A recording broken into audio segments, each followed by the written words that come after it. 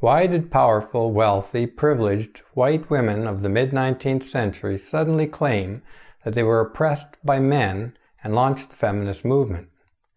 Why did women not rise up 2,000 years ago, or 1,500 years ago, or 500 years ago? It's not as if women had remained silent throughout history. They certainly had not. And they did not see themselves as oppressed by men until recently. So why start in 1848? What had changed? In this video, we will examine the claims made by feminists since the very beginning of the movement, especially the central feminist claim that women have always been oppressed by men. We'll briefly look at the relationship between men and women in antiquity, the Middle Ages, and the time of the first American settlers from Britain in the early 1600s, all of which set the stage for the emergence of feminism in 1848.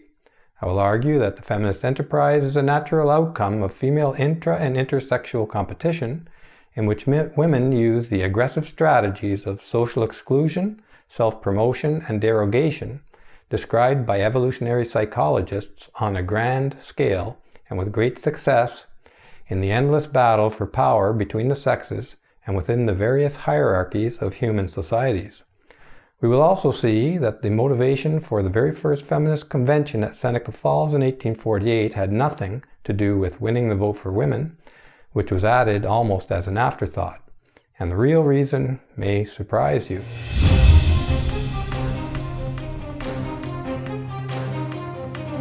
On May 5th, 2019, I wrote a deliberately provocative impromptu answer to the question, "What is feminism?" on Quora, and shared it on Twitter.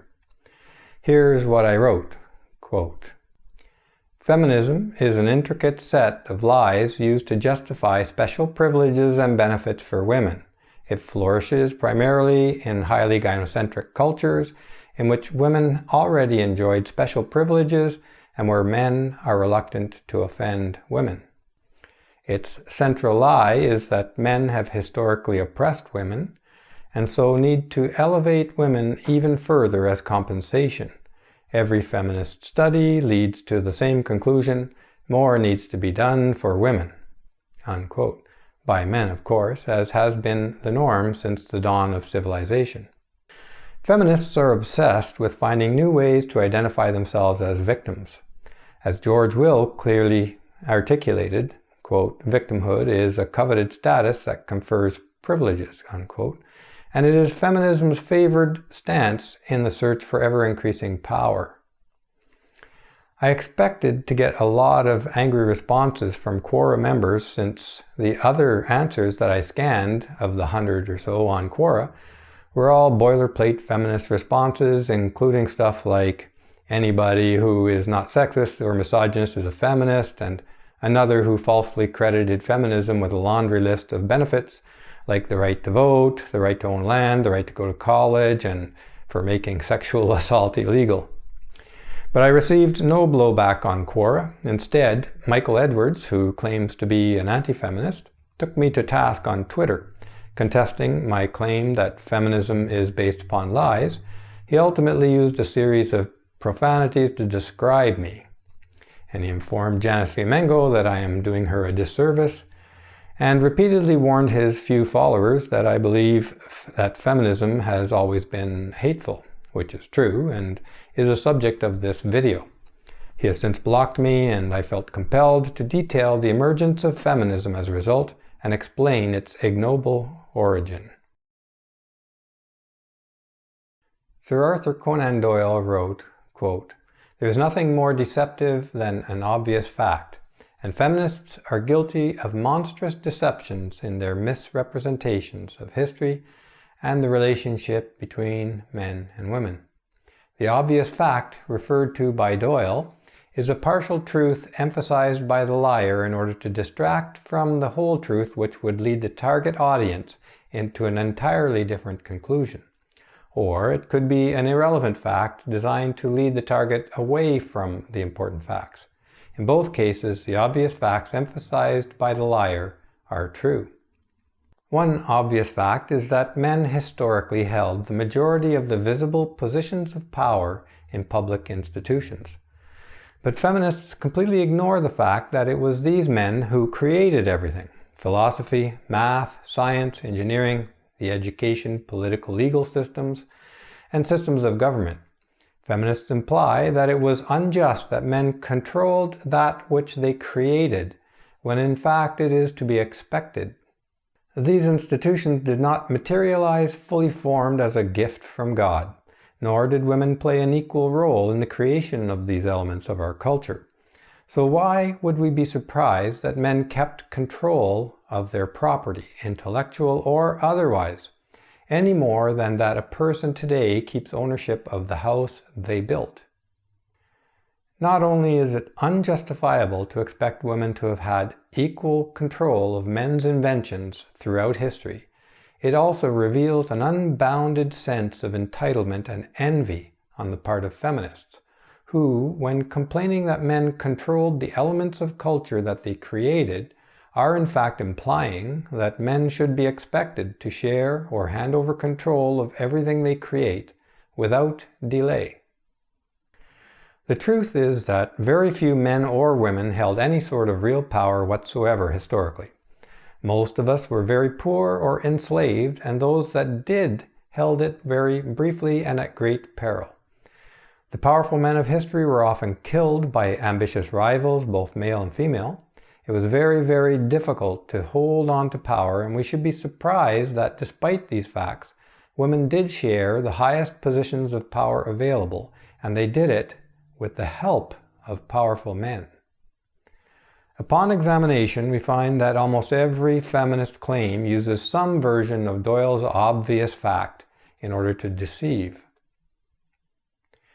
This idea that feminism began as a morally righteous movement is a fantasy, but it is widely believed even among self-declared anti-feminists who become quite defensive when challenged. Edwards' reaction serves to illustrate how these confrontations typically go down. His opening remark was mild, possibly well-intentioned, though misguided.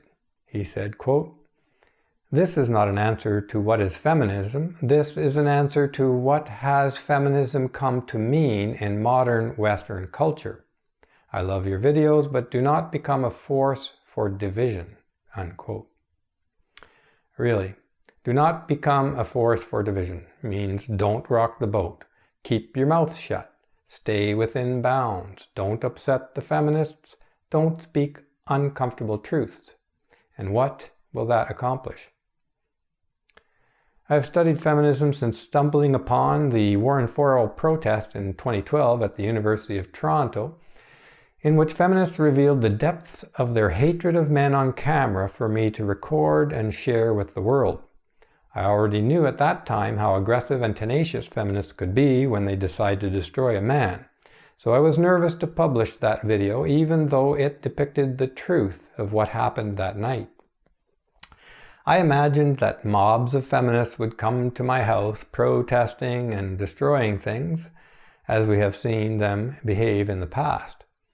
That didn't happen, but feminists did try to have the video removed from YouTube, and then they tried to demonetize it.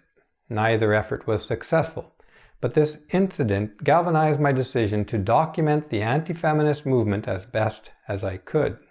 When Janice Fiamengo first saw my Warren Farrell protest video on YouTube, she was inspired to join the Canadian Association for Equality, who had sponsored the lecture by Dr. Farrell. Soon after that, she gave her first lecture at the University of Toronto in March of 2013, and I was there to film the inevitable protest, capturing some of her lecture and meeting Janice.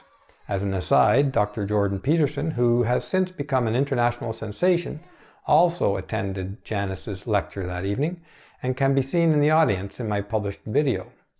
Soon after I began to film Janice's lectures, we started the Fiamengo File series, in which Janice unravels the horrendously convoluted lies, hatred, and deceptions that lie at the heart of all feminist theory. It was this journey that convinced me that feminism had always been a hateful movement, that feminists had always hidden or distorted various truths outright lied, created deceitful surveys, wrongfully shamed and blamed men, mischaracterized history, and bullied people into silence and obeisance in order to further their goals. Feminism's very foundational claim that a patriarchy rules the world and that patriarchy is a system of laws and rules made by men to benefit men at the expense of women, as summarized by Warren Farrell, is a lie that uses Doyle's obvious fact that men invented the systems of laws and rules and ignores the fact that most of these laws are to control other men and to bring stability to society and wealth to both men and women, especially those at the top of that society. The idea of a patriarchy that oppresses women was laid out in the very first official feminist document, the Declaration of Sentiments, crafted at Seneca Falls in 1848 and signed by 68 women and 32 men. These first feminists claimed that women were barred from owning property, going to school, and working in the professions. They claimed that the legal system, including divorce law, was deliberately made by men to disadvantage women. They claimed that it was oppressive for women to be subject to laws made by governments for which they could not vote. Not only are many of their claims false, but these feminists do not bother to mention that most men also did not have the vote and yet were subjected to even harsher treatment before the law than women, even though it was men who died taming and building the world. And it was men who invented the systems of government and law which brought stability to the society to the benefit of women. But the real motivation behind the formation of the feminist movement will soon become apparent. Even though men were not obligated to share power and control over that which they alone invented and built, which was virtually everything, history shows that they did, and they did so generously. The motivation for this is not hard to understand. Generosity towards women is a well understood part of the male strategy to attract high quality mates and build a social support group in general. And it is a necessary strategy for maintaining status within highly complex and competitive human societies. Even emperors courted the support of common folk by giving away grain and hosting games, and they divided the spoils of war, including land, among the troops. No one rose or retained power without alliances with useful partners, including useful female associates. I fully confess that I am not a history scholar, but that makes my observations even more compelling, because everywhere you look, you will find women who were every bit as powerful as the men in their lives, and often more so. A few clicks using Google will give you more information about the power held by women throughout history than you can absorb in a lifetime. And there is no more evidence of women's oppression than that of men's oppression. The struggle for survival and power affected everyone. I recently watched a Netflix series about the Roman Empire, and the power and modus operandi of women in antiquity immediately became apparent in episode 1 of season 1. Here we learn that Faustina the Younger, wife of Emperor Marcus Aurelius, yielded sufficient power to motivate her family friend and lover Avidius Cassius to rise against her husband, whom she feared might be dead, only to later betray him to her husband, which led to Cassius's assassination by the emperor. All of this despite being known as a harlot who sampled men of every rank, including sailors and gladiators. Not very oppressed, I'd say. And she doesn't even make the list of powerful women in the Roman Empire.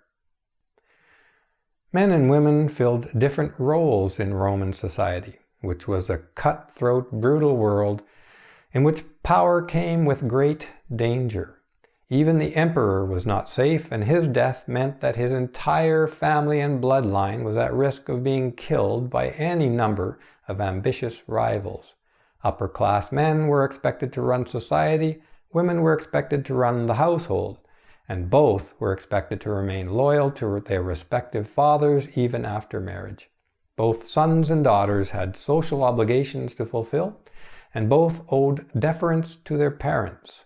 That women could not hold public office could be seen either as a restriction or as a liberty, for not all men wanted these responsibilities, and many died because of their position. However, women were often politically active behind the scenes with less risk, and the female-only role, for instance, of Vestal Virgin, came with godlike powers. For instance, they gave evidence without the customary oath, and their word was trusted without question. Death was the penalty for injuring their person. They could free condemned prisoners and slaves by touching them. If a person who was sentenced to death saw a Vestal on the way to his execution, he was automatically pardoned. Clearly, power was not divided along neat gender lines as feminists would suggest, but was shared in a complex mix of relationships involving those clever and ambitious men and women who could devise a way to grasp some part of it, always at great risk and cost of life. Women like Cleopatra and Drusilla, sister of Caligula, were very ambitious and powerful as well, and no less ruthless than the men of that time. They participated fully in all manner of power struggles, including the murder of emperors, siblings, and rivals. They arranged strategic marriages and dalliances, indulged in incest, manipulated powerful men, helped create and modify laws, hosted events, and started wars, all for power.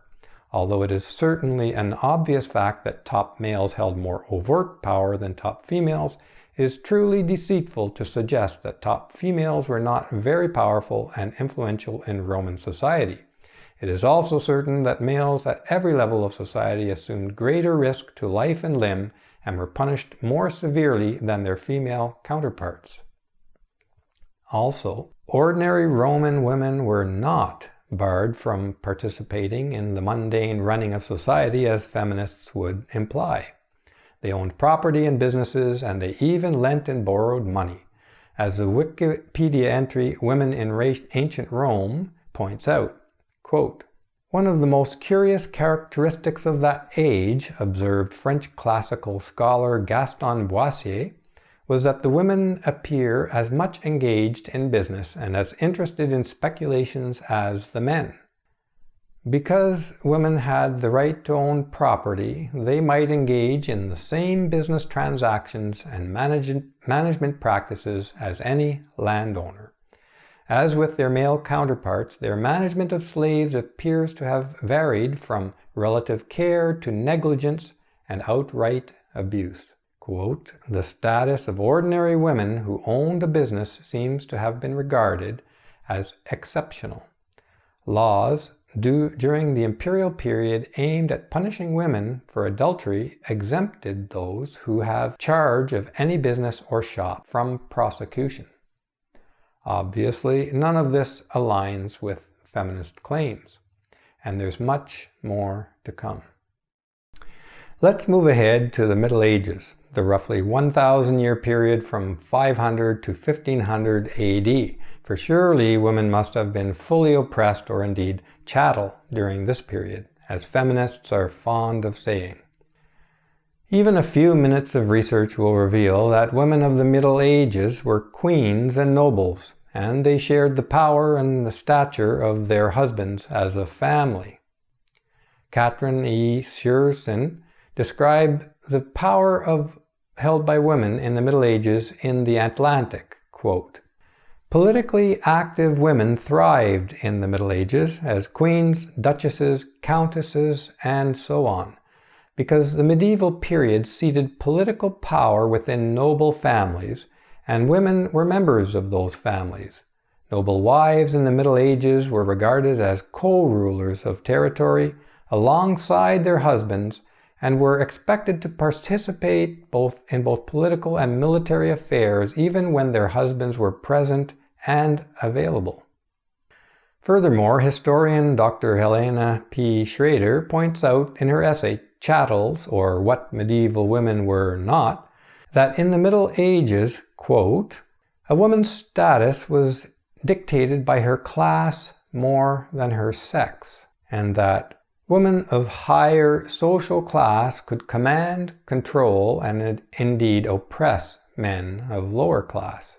She goes on to point out that women who ruled kingdoms, whether Eleanor or Aquitaine or Melusinde of Jerusalem, and yielded power over noblemen, knights, and bishops, were not chattels. Women who wrote theology and corresponded with popes and emperors and controlled the wealth and inhabitants of religious communities like Hildegard von Bingen, were not chattels. Women who pursued trades and ran business, amassing fortunes, while holding authority over journeymen and apprentices, were not chattels. Strike 2 for feminism. But what about early U.S. history? Surely men enjoyed all the power and privilege then, didn't they? Not at all. Jamestown, Virginia was the first British settlement in North America, established in 1607, and in every single dimension that I investigated, men fared far worse than women during those early years. American women only sought to share in the powerful positions of responsibility after the dyeing was done, after the roads and paths were cleared and the shops were built and stocked with fineries. In fact, there were no women at all on the first 3 ships to arrive at what would become Jamestown. The location was chosen because it was defensible, but it certainly was not hospitable, as the Wikipedia entry on the history of Jamestown makes clear. Quote, "It was uninhabited because the leaders of the nearby indigenous nations considered the site too poor and remote for agriculture. The island was swampy and isolated, and it offered limited space, was plagued by mosquitoes, and afforded only brackish tidal river water unsuitable for drinking." Unquote. It's hard for us to imagine today just how horrible the living conditions would have been for the men on those first boats. But it gets worse. Life in Jamestown was brutal in the beginning, and 80% of the first settlers died within the first few months due to starvation and disease. 2 subsequent convoys brought more supplies and settlers, with the second arriving in 1608, but it was not nearly enough. Things got even worse during what is now known as the Starving Time of 1609 to 1610. The ship carrying most of the supplies in the third convoy, the Sea Venture, failed to arrive due to a storm which stranded the vessel in Bermuda. As a result, 90% of the remaining 500 settlers died during the winter of 1610, leaving only 60 settlers alive when the supplies finally arrived on May 23, 1610. It bears repeating, 80% of the first group of men died within the first few months, and 90% of the later survivors died before sufficient supplies arrived. What's worse, and what is really revealing about the status of men of that period, is that many of these men were kidnapped off the streets of England and shipped to the New World as indentured servants, slaves in other words. Even though the practice was illegal, kidnapping men was steadfastly overlooked, and so we cannot avoid the fact that the first slaves in what would become the United States of America were so-called privileged white men. By comparison, when a man named Owen Evans tried to kidnap women, he was quickly exposed and the women were freed. Owens was then charged with treason and hanged, drawn, and quartered. Quote, "A large part of the reason for the severity of his punishment was due to his fraudulent claim that he had government approval. But one wonders whether he would have been exposed at all had his cargo been mail. And he likely claimed that he had government approval only because he knew that kidnapping women would not otherwise be tolerated by anyone involved," again underlining the high status of women during this period of their so-called oppression. Regardless, the fact remains that no women were forcibly sent to die building the New World. Marcia Zug also shows the higher status of women in her article in The Atlantic about, quote, "new mail-order brides of Jamestown, Virginia," and I quote, The men of Jamestown desperately wanted wives, but women were refusing to immigrate. That alone is telling. Women were, quote, refusing to immigrate, unquote, while men were kidnapped off the streets and sent to their deaths as slaves. Zug goes on to explain that it was the voluntary nature of the mail order bride program at Jamestown that made it a success. Female colonists were courted and tempted by offers of free land and the creation of generous inheritance laws so that, quote, colonial widows didn't feel economic pressure to remarry after their husband's death, which was almost inevitable, and many chose to remain single. Notice the degree of freedom and choice accorded these, quote, oppressed women. Land ownership and divorce laws were favorable to women in the first days of American settlement, immediately dispels these two of the many outright lies contained in the Declaration of Sentiments, that women could not own land and that the law disadvantaged women.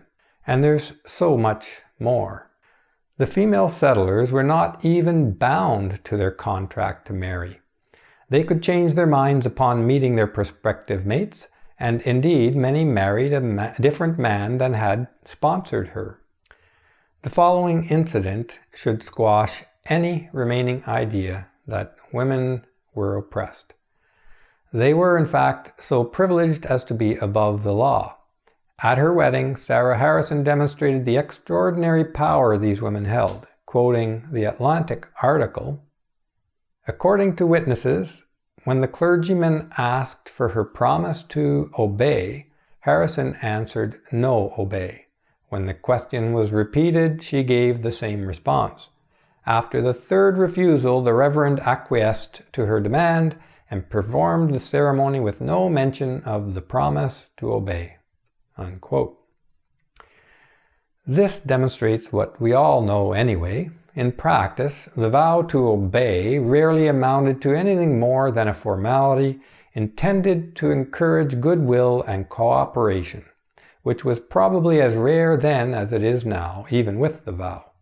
In fact, if you think about it, the very fact that women are asked to obey their husbands in marital vows implies that women do not in general obey men. If women were indeed oppressed, there would be no need for a vow of obedience.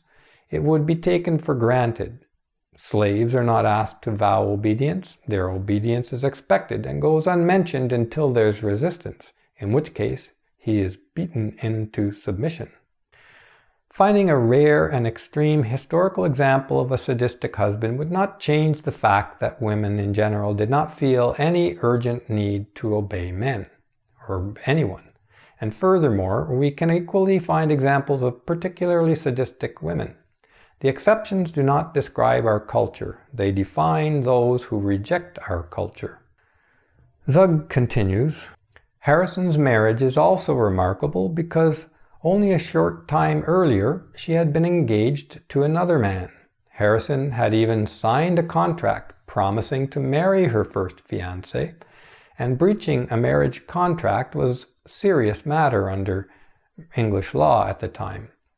Nevertheless, Harrison received no punishment, unquote. Nearly 400 years ago, this commoner held and exercised powers typically only available to kings, and only because she was a woman. Even common customs such as standing when a lady walked into a room was an acknowledgement of a woman's higher status. It is the kind of honor given only to royalty and judges today. Far from oppressing women, this patriarchy couldn't stop even low-status women from tearing our culture to pieces should they choose, as the following excerpt referring to America in the early 1700s proves. Quote, French Louisiana attempted to solve its gender imbalance through forced immigration, and the results were disastrous. Hundreds of women from Paris's penitentiaries were shipped in to populate Louisiana. These women had no interest in marriage or the fate of the colony, and they rapidly transformed it into a hotbed of crime and debauchery. Unquote.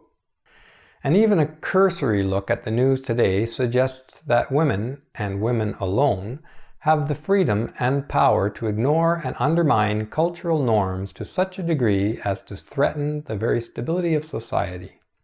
History is repeating itself. Going back at least 1,500 years, one must conclude that women held comparable, and often more, power and status than their male contemporaries while assuming less risk, and that American women have, in many ways, enjoyed higher status than men since the very beginning. Women not only shared the public power held by their husbands, but they held great power of their own both in public spheres and in the home. The husband may have been the symbolic head of the family, but it is deceitful to suggest that this power was not shared by his wife. Living with someone has always required that you negotiate your boundaries, which is, in effect, to share power. That has always been the road to success in both public and private life.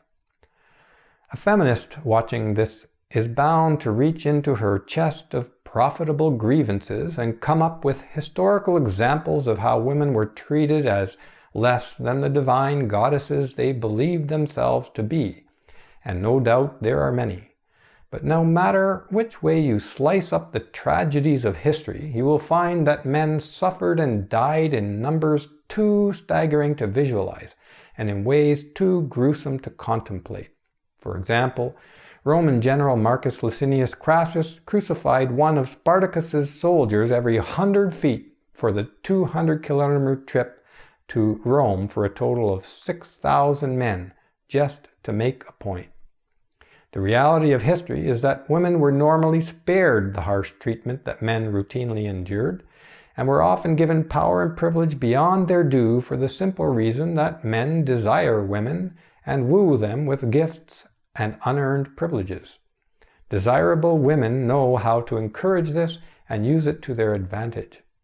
Undesirable women come to resent their lack of power over men, and feminism offers these women an opportunity for revenge. Women have always sought alliances with powerful men, usually by offering sex, but also by using their own political and social connections. An allied man becomes her avatar in the world, and she yields his power without risk to herself, as well as wielding power of her own. Evolutionary psychologists explain that females must minimize their risk of incurring physical harm, unquote, because their bodies are the reproductive vessels, and so competition for resources often took other indirect forms in both intra- and intersexual competition. These other nonviolent strategies include social exclusion, self-promotion, and derogation, forms of aggression used extensively by feminists, as we shall soon see. According to Science Daily, women use a, quote, different strategy to come out ahead. Specifically, women may rely more on indirect forms of aggression, such as social exclusion. As the name implies, this involves excluding potential rivals from having the opportunity to compete in the first place. Quote, when they feel threatened by the prospect of being left out, a woman's first response may be to socially exclude a third party. And continuing, preemptive social exclusion appears to be a valuable strategy for women because it allows them to protect their relationships by keeping an outsider at bay. Stay tuned and you will see how the early wealthy white feminists used this strategy against both black women and black men. And let's move on to derogation and self-promotion. These two strategies are self-evident. Derogation involves casting your competitor in a negative light and characterizing them as unsavory or unworthy. Self-promotion includes claiming some form of superiority like intelligence or moral or racial purity. Basically anything that, if accepted as true, could be used to argue for higher status and greater power.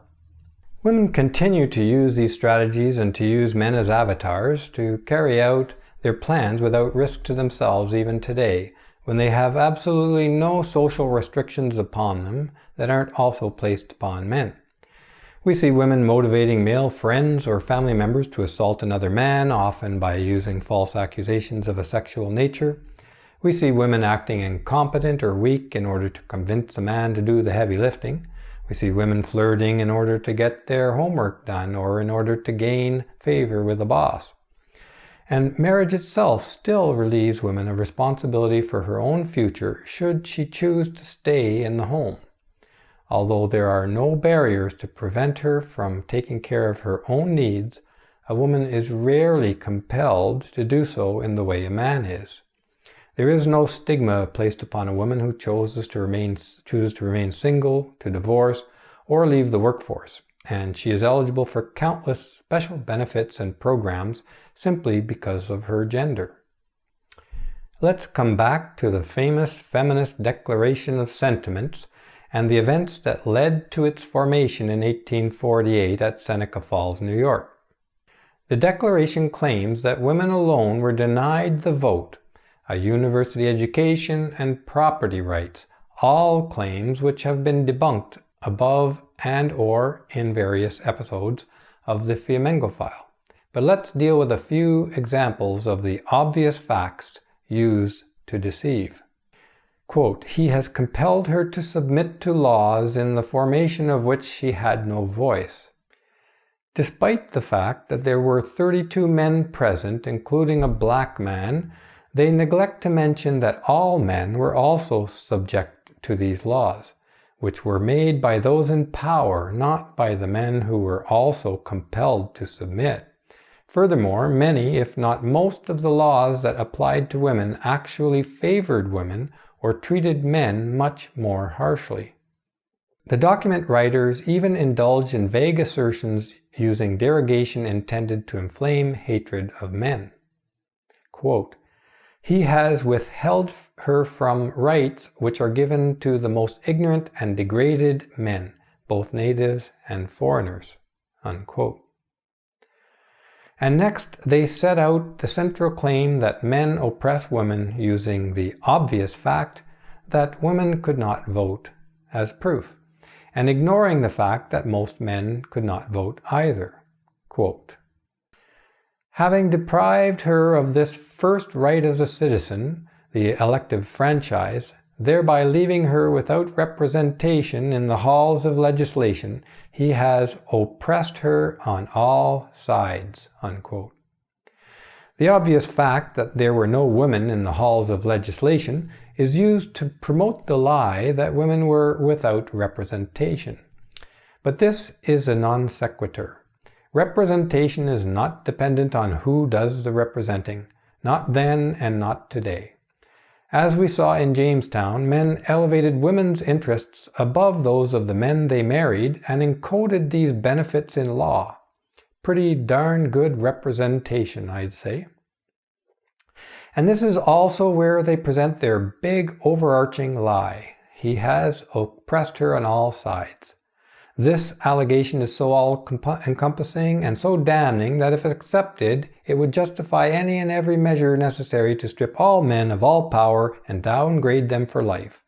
The entire document is a monumental example of the competitor derogation strategy aimed at all men, relying on Doyle's trick of the obvious fact, and they made it stick to this day. As you can see, the primary assertion of feminist patriarchy theory, that women have been oppressed by men throughout history, is rooted in this document, the Declaration of Sentiments. All feminists, up to and including today's radical feminists, merely expanded on the lies laid out by these original feminists. And here's what the principal author and one of the architects of feminism, Elizabeth Stanton, thought about men. See if you can spot the hatred and the derogation. Quote, "The male element is a destructive force, stern, selfish, aggrandizing, loving war, violence, conquest, acquisition, breeding in the material and moral world alike discord, disorder, dis-ease, and death." Unquote. Charming, isn't she? While she dismisses all men in a manner that can only be described as hateful, Stanton is conveniently oblivious to the fact that every need, convenience, status, and security that she enjoyed and took for granted in her life was provided for by the sweat and blood of an army of men, men who were bound by law and custom into this service, the prime beneficiaries of whom were women like Stanton, who were so accustomed to being served that they were utterly blind to the plight of their servants, exactly like indignant royals. So why did wealthy white women suddenly invent the fiction of male oppression of women in the mid-19th century as an overarching explanation of male-female relations and subsequently insist upon the right to vote? Why did female claims of victimization at the hands of evil men not take root before this period? Two things are going to help us understand this moment in history. One, the female drive for power and dominance using the female typical competitive strategies of social exclusion, self-promotion, and derogation discussed earlier. And one other important insight. Jordan Peterson's explanation of the shame that creates the hatred that motivates mass murderers. Humans evolved in a lethally harsh, cruel, and uncompromising world. Females had to bear children which were demanding and dependent for many years. Only strong, smart, and fast males could ensure their survival. As a result, males evolved to be stronger, more aggressive, faster, and better able to understand and manipulate the physical world than females, whose survival criteria was significantly different and emphasized the ability to maintain the interest of dominant males, manipulate the social environment, and successfully produce healthy babies. Females became dependent upon male support for survival and sought out the most powerful males, but that doesn't mean they didn't resent the fact that they needed men. In fact, it is all too human to resent the very people you depend upon for the power they alone hold. Their example of strength and competence shines a harsh spotlight on your own weakness, which naturally elicits a sense of shame. Jordan Peterson talks about this in his book 12 Rules for Life and explains that when repressed, this sense of shame turns into resentment, anger, and then hatred of that which caused the shame. This is the biblical story of Cain and Abel, where Cain is shamed by his brother Abel, who is favored by God, and ultimately kills Abel. Peterson explains that in a similar way, a man who is rejected by or who feels unworthy of the beautiful women he desires is shamed by their very existence. His shame may transform into hatred of all women and of the successful men whose example further shames him in his failure to measure up. These men then blame those who evoked their sense of shame over their failure in life, and instead of taking the necessary personal responsibility to build a better life for themselves, these men sometimes give in to their hatred and try to kill those they have come to hate and blame for their lot in life. Abel was favored by God, and similarly, with their greater strength, speed, and natural ability to understand the physical world, men are also favored by God, in that these are inherited traits, a gift. And that is one of the central motivating factors behind feminism. Male strength and competence can induce feelings of inadequacy, shame, envy, and resentment, especially in women who are unhappy with their position in society, or who feel that their existing position of privilege is threatened. The unavoidable truth of male superiority at building civilization is evident everywhere you look. The world was built almost entirely by men. If a woman insists upon comparing herself to men, as feminists do, the resulting shame and envy could easily be unbearable. And the feminist solution was to pretend that women were prevented from contributing by evil, oppressive men. This obviated the need to acknowledge superior male competence in anything at all, and elevated all women to the status of long-suffering victims who deserve special compensation. The Declaration of Sentiments and the advent of feminism gave these women an excuse to blame men. They recast themselves as oppressed, not protected, as chattel, not partners, and their shame and envy became justified anger and hatred. But why then? What had changed by 1850? Prior to this, women could easily see that the world was far too dangerous to risk sticking your neck out too far. War was brutal hand-to-hand combat. Men were routinely tortured, physical labor was literally backbreaking, and political leaders were always at risk of being murdered by rivals.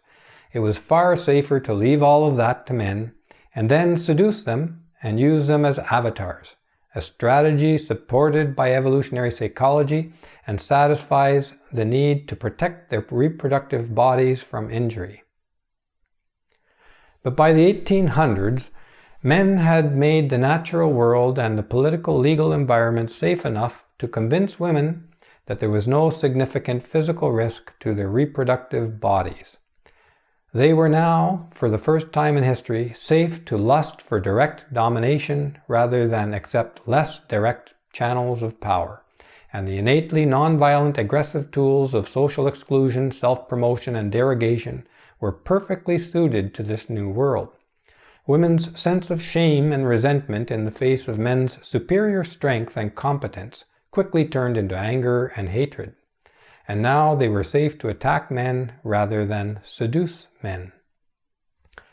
Men were the principal hated enemy for feminists in 1850, but any group who presented a credible threat to the power and status that these wealthy white American women craved also came under attack. And you will see how quickly and viciously these first feminists attacked. An extremely important point in relation to the Declaration of Sentiments that is often glossed over is that Elizabeth Stanton, principal architect of the American feminist movement, was not at all concerned about women's suffrage when she organized the Seneca Falls Convention. Stanton organized the conference in order to reassert her status at the top of the food chain after being insulted and embarrassed at the World Anti-Slavery Convention 8 years earlier in 1840. Aaron Blackmore, for the Smithsonian, writes, "The struggle for women's rights and eventually women's suffrage in America began with a blow-up over seating.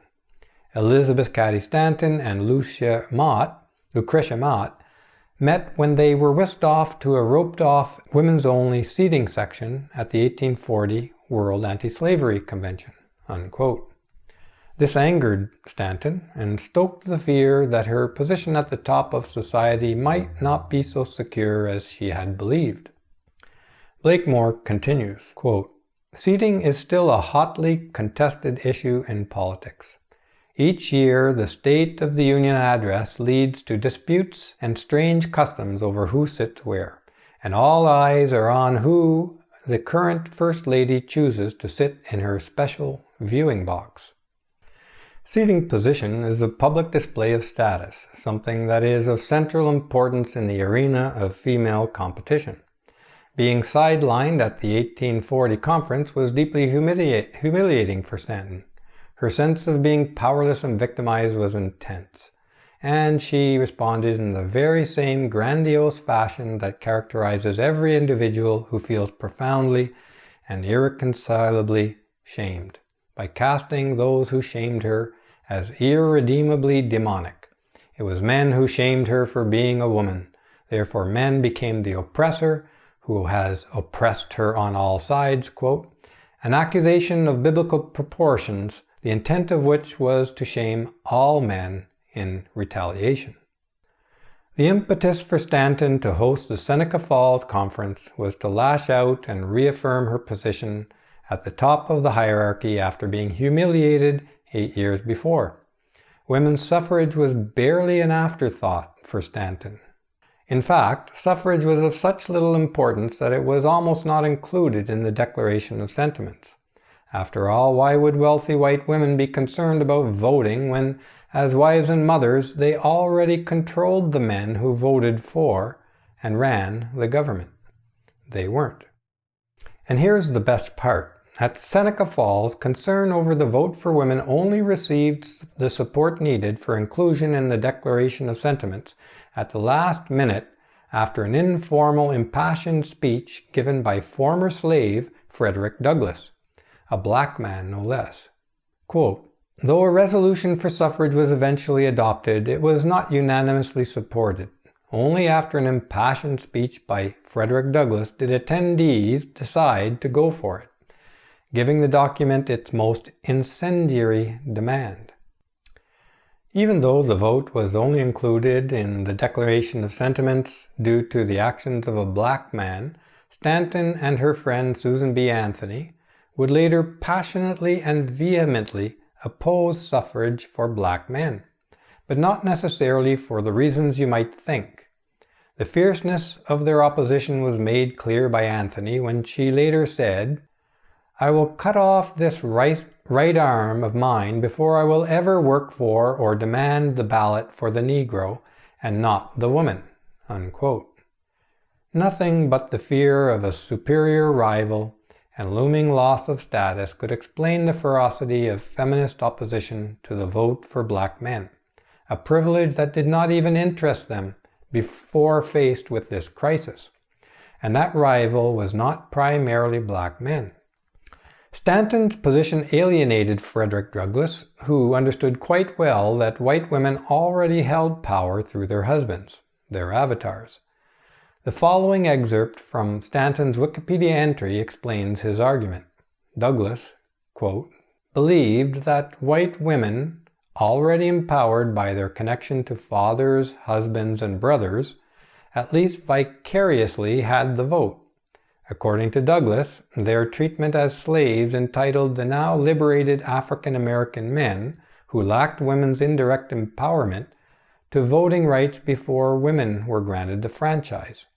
African American women, he believed, would have the same degree of empowerment as white women once African men had the vote. Hence, general female suffrage was, according to Douglass, of less concern than black male suffrage." Clearly, Stanton was fully aware of the power she already held vicariously through her male relatives, which is why she was initially completely unconcerned about winning the right to vote for herself. Her fear was exactly that which Douglass pointed out, that black women would be put on a level playing field with white women if black men won the right to vote. And so she opposed the 15th Amendment with fury, a clear example of social exclusion strategy. A lot of power seemed up for grabs at this time in history, and wealthy white women had the most to lose. The Industrial Revolution was underway with the promise of greater riches. Politics was no longer the blood sport it once was, and wealthy white women sensed an opportunity for social domination. But who they perceived as ally and enemy changed rapidly. The same women who fought against slavery and were ambivalent about the vote, even for themselves, later viciously opposed the vote for black men. It was only when they saw that their battle against universal male suffrage would be lost that Stanton and Anthony urgently fought for female suffrage and made their exclusion from the franchise a central, quote, obvious fact behind which to hide the central lie of feminism, that men oppress women. Even to this day, feminists use the vote as proof that men have oppressed women throughout history. In their quest for power, privilege, and control, feminists have waged a one-sided, hate-filled propaganda war on men for control of our society. And they have won that war. Feminists barely encountered any resistance for two reasons. Our culture was already gynocentric in that it was designed to protect and provide for women, and strongly shamed or punished men who opposed this effort. And secondly, their clever use of obvious facts as a tool of deception went unnoticed and unchallenged. Feminists now hold the balance of power in every institution of our society.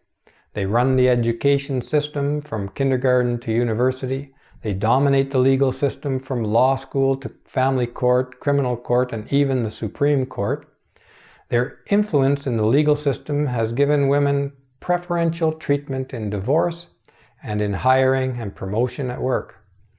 Our criminal law now insists that women are to be believed while men are to be sacrificed in sexual assault and domestic violence cases.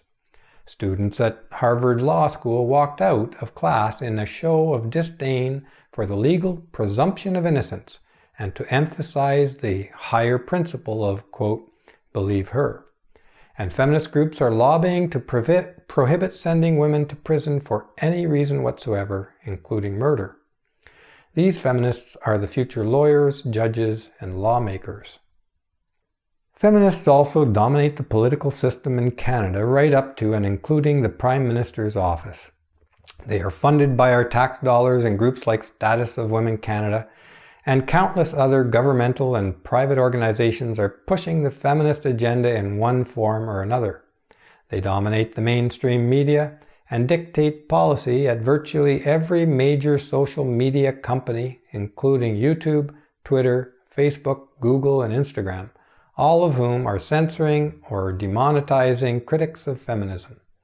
Feminist power has grown so preposterous that many universities and companies now require applicants and existing employees to sign what amounts to a pledge of allegiance to intersectional feminism, the strongest religion in this nouveau West.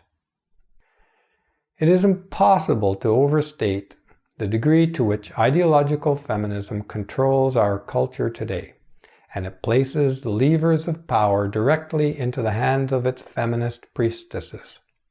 The fact that feminism now dominates Western culture means that it is imperative that we understand where it came from and where it's going. Unfortunately, even many who understand that today's radical feminism is full of hatred still believe that it is a departure from an original, noble, pristine feminism, implying that feminism can be redeemed and returned to its mythical, noble beginnings. Nothing could be further from the truth.